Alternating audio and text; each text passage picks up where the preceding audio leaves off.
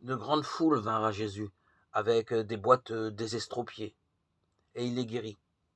La foule était dans l'admiration en voyant des muets parler, des estropiés guérir, des boiteux marcher, des aveugles retrouver la vue. Ils rendirent gloire au Dieu d'Israël. Matthieu 15, 30-31. L'espoir a mis tant d'hommes et de femmes en route vers Jésus.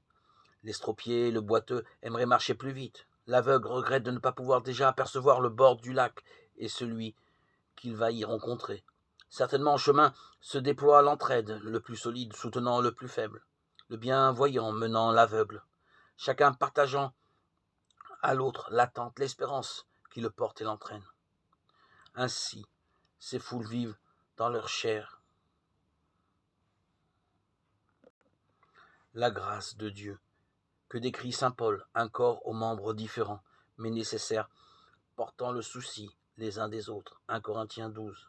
Ainsi, lorsque Jésus multiplie les guérisons, la joie du boiteux dont le pied est redressé, affermi, et celle de tous. L'émerveillement de l'aveugle contemplant le visage du Seigneur reflète une lumière qui permet à chacun d'adorer.